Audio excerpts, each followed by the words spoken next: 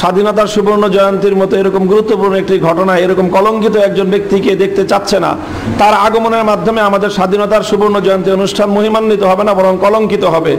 কাজে আমরা আশা করব যে সরকার এই বিষয়টাকে আমলে নিবে এবং যে কোনো উপায়ে নরেন্দ্র মোদীর কাছে সংবাদ পৌঁছবে যে দেশের মানুষ তাকে চাচ্ছে না। কাজে তারও যদি আত্মসম্মান বোধ ন্যূনতম থেকে থাকে তাহলে সে বাংলাদেশে আসবে না। ইসলামের বিরুদ্ধে, দেশের বিরুদ্ধে যে কোনো ষড়যন্ত্র হবে, যে কোনো ভূমিকা হবে, আমরা সেখানে হেফাজতে ইসলাম গর্জে উঠবো, আমরা আমাদের ভূমিকা পালন করব। এতে কার লাভ হলো কার ক্ষতি হলো সেটা হিসাব করা হেফাজতে ইসলামের ব্যাপার নয়। আমরা কি করতে পারি? আমরা কি রাষ্ট্রের বিরুদ্ধে যুদ্ধে নামবো? আমরা কি সরাসরি এই স্বাধীনতার সুবর্ণ জয়ন্তী এই জাতীয় অনুষ্ঠানগুলোকে সরাসরি আমরা পণ্ড করার মতো কোনো পদক্ষেপ নিব? তখন সারা দেশব্যাপী আমাদের বিরুদ্ধে অপপ্রচার হবে যে আমরা স্বাধীনতা বিরোধী। আমরা সেই সুযোগও তো কাউকে দিতে পারি না। হেফাজতের পক্ষ থেকে আমরা স্পষ্ট আমাদের লিখিত বক্তব্যে এসেছে যে আমাদের শান্তিপূর্ণ প্রতিবাদ অব্যাহত থাকবে। আমরা রাষ্ট্র বা সরকারের সাথে এই ধরনের স্পর্শকাতর এবং রাষ্ট্রীয় গুরুত্বপূর্ণ ইস্যু, বঙ্গবন্ধুর জন্মশতবার্ষিকী অথবা বাংলাদেশের স্বাধীনতার সুবর্ণ জয়ন্তী, এই ধরনের অনুষ্ঠানে সরাসরি সংঘাতমূলক আমরা কোনো কর্মসূচিতে যাচ্ছি না। হেফাজতে ইসলাম বাংলাদেশের পক্ষ থেকে এই মুহূর্তে অন্য কোনো কর্মসূচি ঘোষণা করা হচ্ছে না। শান্তিপূর্ণ প্রতিবাদ এবং নিন্দা জানানো এটা আমাদের অব্যাহত থাকবে।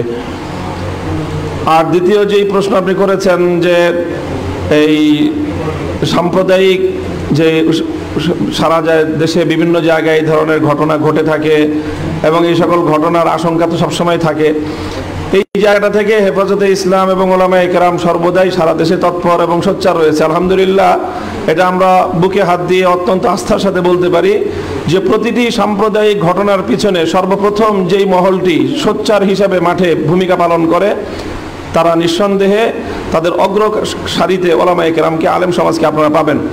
সুনামগঞ্জের ঘটনাতেও প্রত্যক্ষভাবে বিভিন্ন মিডিয়াতে তথ্য এসেছে যে যেদিন হামলার ঘটনা ঘটে সেই হামলার মুখোমুখি যারা দাঁড়িয়েছিলেন, প্রতিরোধ করার জন্য যাদের চেষ্টা করেছে, তারা সেই স্থানীয় সাল্লা থানার আলেম সমাজ এবং হেফাজতে ইসলামের দায়িত্বশীল। সংবাদ সেদিনই এসেছে যে আলেমদের বাধাকে উপেক্ষা করে সেখানে হামলা করা হয়েছে। অন্য কারো কিন্তু কথা আসেনি যে আইন শৃঙ্খলা রক্ষাকারী বাহিনীর বাধাকে উপেক্ষা করে অথবা স্থানীয় সরকার দল অথবা রাজনৈতিক নেতৃবৃন্দের বাধা উপেক্ষার কথা আসেনি। এসেছে আলেম সমাজের বাধা উপেক্ষা করে হামলাকারীরা হামলা চালিয়েছে।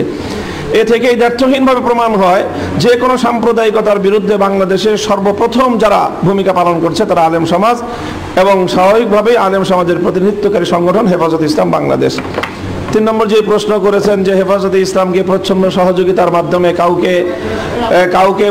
কাউকে প্রশ্রয় দেওয়া অথবা কারো কাজে বাধা বিঘ্ন সৃষ্টি করা, আমরা মনে করি যে হেফাজতে ইসলাম, আমরা মনে করি না এবং এটা আমাদের স্পষ্ট আমাদের অবস্থান এবং আমাদের বক্তব্য, আমাদের দ্ব্যর্থহীন আমাদের অবস্থান হলো যে কারো এজেন্ডা বাস্তবায়ন করার জন্য হেফাজতে ইসলাম কাজ করে না এবং হেফাজতে ইসলাম কাজ করবে না। হেফাজতে ইসলাম নিজস্ব দায়বোধ থেকে, আমাদের দায়বোধ দুটি জায়গায়, 1 নম্বর ইসলামের প্রতি, দ্বিতীয় দেশের প্রতি। ইসলামের বিরুদ্ধে, দেশের বিরুদ্ধে যে কোনো ষড়যন্ত্র হবে, যে কোনো ভূমিকা হবে, আমরা সেখানে হেফাজতে ইসলাম গর্জে উঠবো, আমরা আমাদের ভূমিকা পালন করব। এতে কার লাভ হলো কার ক্ষতি হলো সেটা হিসাব করা হেফাজতে ইসলামের ব্যাপার নয়। হেফাজতে ইসলাম এবং দেশের প্রতি কমিটেড। জি, আপনাদের যে বক্তব্য এবং বোঝা যাচ্ছে আপনারা শান্তিপূর্ণ প্রতিবাদ করবেন, অনেকে অভিযোগ করছে আসলে আপনারা শান্তিপূর্ণভাবে লাচু বাংলা এমন একটা পন্থা গ্রহণ করছেন, নরেন্দ্র মোদীর বিরোধিতা আপনারা একটা লোক দেখানো করছেন, আবার সরকারকেও খুশি রাখছেন যে, এবং একই সাথে আপনাদের যারা সমর্থক খুশি আছে তাদেরকেও খুশি রাখছেন। দেখো আমরা প্রতিবাদ করেছি, সরকার তো বাংলায় সরকার নিয়ে আসছে, আমরা সরকারকেও আমরা বলেন আমরা শান্তিপূর্ণ প্রতিবাদ করবো, আমরা আমাদের বাধা সৃষ্টি করিনি। এ ধরনের অভিযোগ আপনার সাথে আছে, আমরা শান্তিপূর্ণভাবে সরকারের দিকে থাকলো আপনাদের সমর্থন না। আজকে আমাদের সাংবাদিক সম্মেলন দেশব্যাপী একজন গেস্টের, একজন আমন্ত্রিত অতিথির আগমনকে নিন্দা জানানো, প্রতিবাদ জানানো, এটা কি তাকে ছাড় দেওয়া? আমরা কি করতে পারি? আমরা কি রাষ্ট্রের বিরুদ্ধে যুদ্ধে নামবো? আমরা কি সরাসরি এই স্বাধীনতার সুবর্ণ জয়ন্তী এই জাতীয় অনুষ্ঠানগুলোকে সরাসরি আমরা পণ্ড করার মতো কোনো পদক্ষেপ নিব, তখন সারা দেশব্যাপী আমাদের বিরুদ্ধে অপপ্রচার হবে যে আমরা স্বাধীনতা বিরোধী। আমরা সেই সুযোগও তো কাউকে দিতে পারি না। আমরা আমাদের ধর্মীয় এবং নৈতিক এবং নাগরিক দায়িত্বের জায়গা থেকে আমরা আমাদের প্রতিবাদ অব্যাহত রাখবো। হেফাজতে ইসলাম আগাগোড়াই কোনো উগ্রবাদী সংগঠন নয়, শান্তিপূর্ণ সংগঠন। নিয়মতান্ত্রিক উপায়ে প্রতিবাদ জানানোই আমাদের কাজ। আমরা আমাদের দায়িত্ব পালন করব, বাকিটা সরকারের দায়।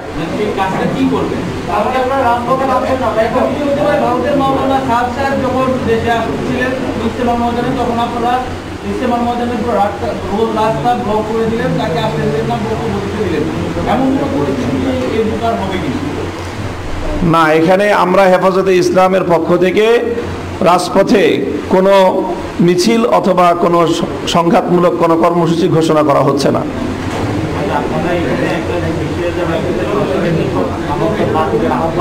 হ্যাঁ হ্যাঁ,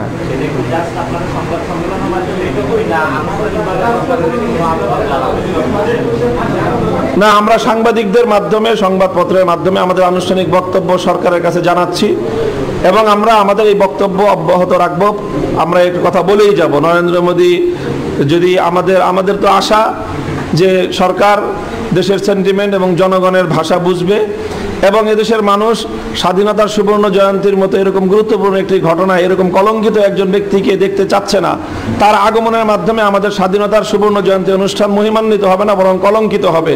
কাজে আমরা আশা করব যে সরকার এই বিষয়টাকে আমলে নিবে এবং যে কোনো উপায়ে নরেন্দ্র মোদীর কাছে সংবাদ পৌঁছবে যে দেশের মানুষ তাকে চাচ্ছে না। কাজে তারও যদি আত্মসম্মান বোধ ন্যূনতম থেকে থাকে তাহলে সে বাংলাদেশে আসবে না। আপনারা প্রতিবাদ না, সংবাদ সম্মেলন এবং বিভিন্ন মিডিয়া বক্তব্য যাবে আমাদের আরো, আমরা বলছি তো কথা।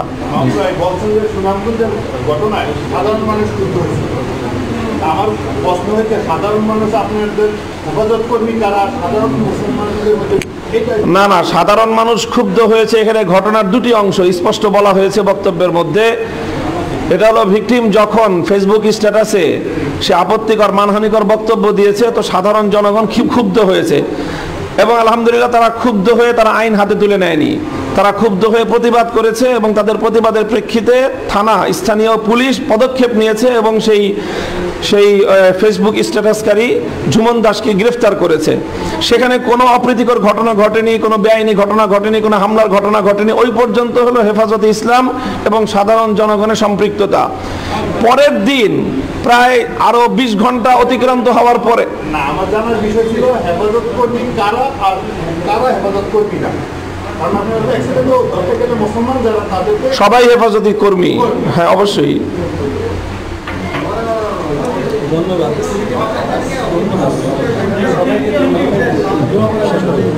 যা মনে হয় খুব গুরুত্বপূর্ণ। কোনো প্রশ্ন নেই, সমাপনী কিছু কথা বলে আমাদের দোয়া করে দিবেন বাংলাদেশ হেফাজতে।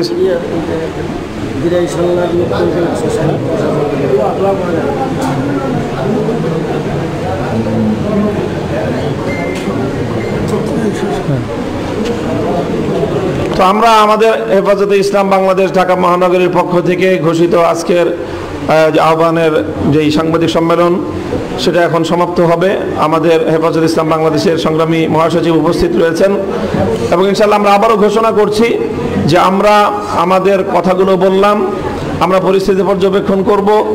আমরা এই মুহূর্তে কোনো কর্মসূচি ঘোষণা না করলেও পরিস্থিতির আলোকে হেফাজতে ইসলাম কেন্দ্র পরামর্শক্রমে যে কোনো কর্মসূচি ঘোষণা করতে পারে ইনশাআল্লাহ।